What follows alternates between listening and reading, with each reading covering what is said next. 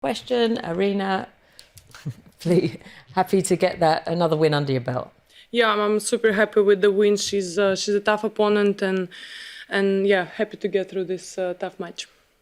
Ollie. Hi, Irina. Ollie from Tennis 365. Huge congratulations on the match today.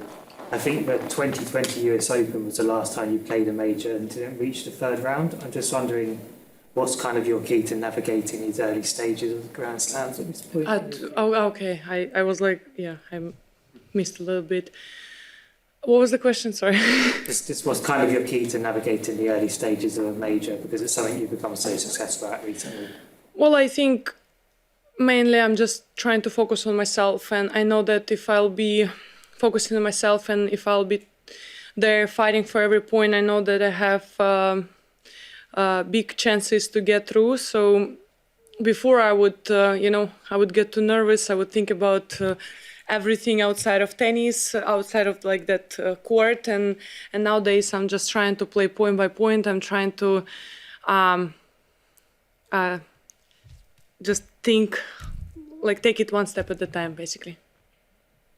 Hello, Irina. It's Anthony here from Quality Shot Tennis. Congrats on the win, first of all. When Boskova was serving for that first set at 6-5, what was your mindset going into that game, and how were you able to reset?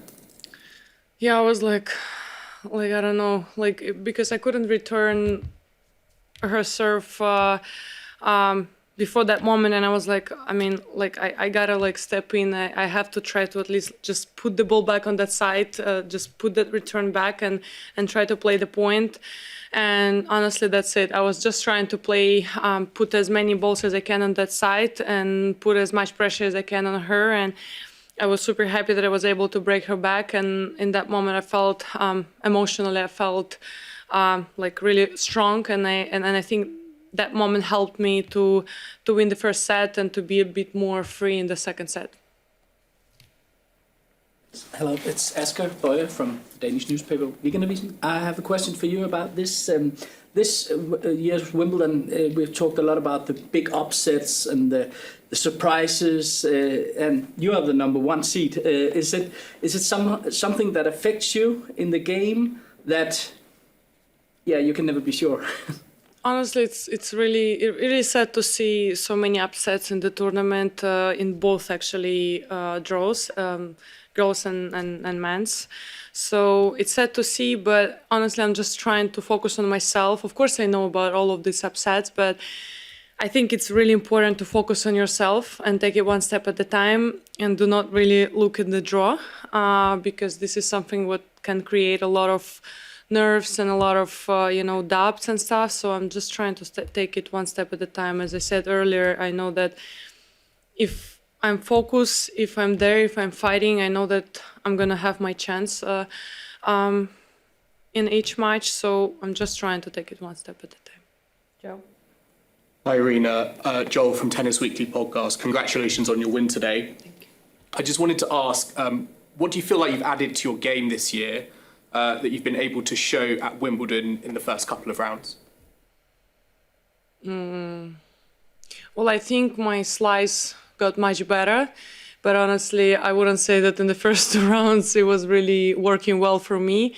But definitely my game at the net, I feel more confident, and these two matches, I have to say that my serve is quite decent. So yeah, I think there's many things that I improved, and I hope to see it's working in the next rounds. Yeah, Diane from Philippine News. Arina, you've played in this, you've won in this court so many times. It's a dream of many players to play at center court. What are your emotions when you step on this court? Are you super comfortable, like it's just another court, or do you still get these, your heart thumping, or what's it like? And is the court any different from how it was in the previous years? It's same beautiful as it's always been, and I have to say that it's just so beautiful. Like the moment they open these doors and you step in on the court and you see, like, it just so beautiful, honestly. And in that moment, I'm just trying not to think about that. I'm just trying to focus on what I have to do in the match. but the moment when match is finished, and right now I have the memory like entering the court, and it's, you know, it's amazing. It's like a dream of every player, as you said, and if someone would tell me that I would be where I am right now, like when I was a kid, I would be like, yeah, whatever. Like, just like, I don't know. You still get nerves, or when you enter, you still get that special feeling, or not anymore?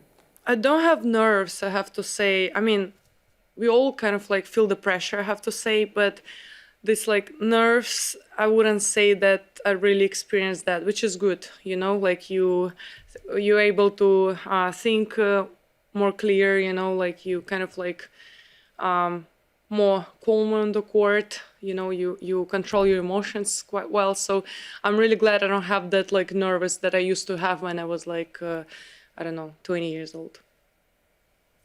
Black jacket. Yeah. Hi Arena, Dominik Wardzichowski, Sport.pl. Iga Świątek said that the grass surface levels the playing field, which is why there are so many upsets at Wimbledon. Do you agree with that? And how would you assess the Poles' chance in this tournament? Can you repeat? What did she say? Levels the playing field. Yeah. The grass levels the playing field. Okay, so, okay. So it makes it more even for everybody.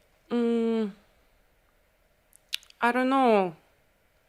It depends, honestly. I think grass is definitely for someone who's able to play bit maybe flat balls and who has a good touch, like who has a good slice. So I think it definitely benefits their games. And whoever is better on clay, especially, I think it's quite tricky to deal with grass. So I wouldn't say that it's like the level for everyone get the same on the grass. I think it's all about like learning how to play on the surface, and I think it benefits some of the players who is like more hitting flat and have a slice once again.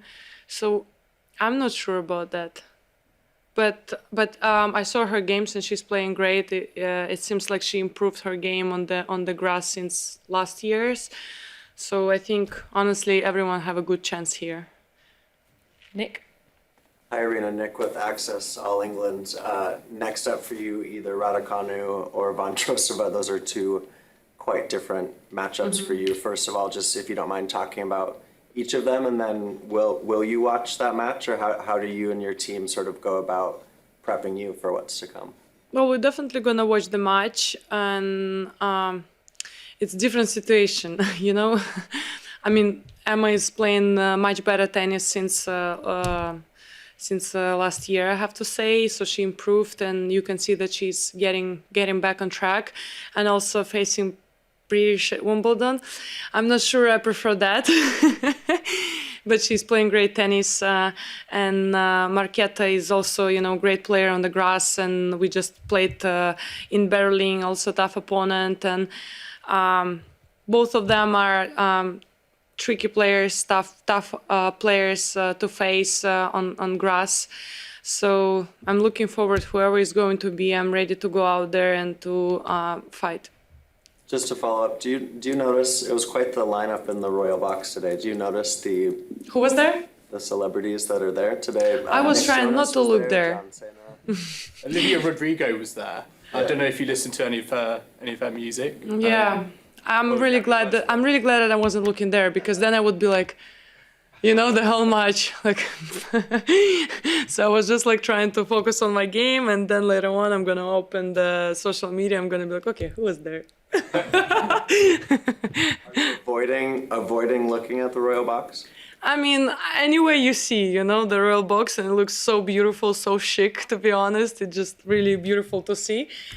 But I'm trying not to focus on who is there. Like from the outside, it's just a beautiful picture. Arina, it's been said that you've been adding a lot of variety into your game, whether it be drop shots, slices. What, from your vantage point, do you think improved upon the most, if you can pinpoint one shot? And also, can you talk about when you became a professional and got your first WTA point? What do you think has changed the most in your game from that point to now? I mean, from that point, it seems like everything changed. Like, I control my emotions much better. I play much better, I serve much better. I have variety in the game because I think back then I could just hit the ball flat, and it was like a lottery if it's gonna be in or out. So it was tough back then, and I'm really proud to see the improvement. And I think the most what I improved the most, mental part of the game, of course, and I think like my slice, my drop shot got much better, and it helped me in my defense. It helped me to bring the variety in the game, just to mess with opponents. So I think slice and drop shot is definitely something I improved a lot in the past. Bill? Hi. Alexander Zverev gave an incredible press conference last night where he said again and again that he felt really alone on court and off the court. Felt like he was in a hole. He didn't have motivation to get up, and didn't know what to do, and he wasn't sure about therapy. You've gone through a lot of obstacles, problems in your career. What would you suggest what's the best key to problem solving? I know you didn't really use a therapist for an extended time, but what is the key to problem solving on the tour? Well, I had therapist for like 5 years in my career. I just I stopped working, I don't know, maybe in 2022. But it's crazy to hear from someone like Alexander, because he surrounded himself like with the family, and I think it's really important to talk openly about whatever you're dealing with, especially like if you have your family, like you can talk whatever you want, like whatever you feel you can tell to your family. And I think it's really important to be open and to talk about what you're experiencing, because if you're gonna keep it inside, it's just gonna destroy you. And I think that's kind of like something that happening to him. So I think you just need to open up to whoever is close to him. Like, I think family is the best, how you say, the best people who can just accept whatever you're dealing with. And the moment you start talk about your problems, you kind of like start like realizing a lot of things, and it's helping to solve them. So I think he just has to be a bit more open, not only to himself, but like just open to his family, team, just so everyone aware about like what's going on through his mind. And I think, that's the most important, because like me with my team, we always talk a lot. So that's why I don't need therapists, because I have my team. We can talk about whatever. I know that they're not gonna judge me. They're not gonna blame me. They're just gonna accept it, and we're just gonna work through. So I think this is the best advice I can give to Sasha.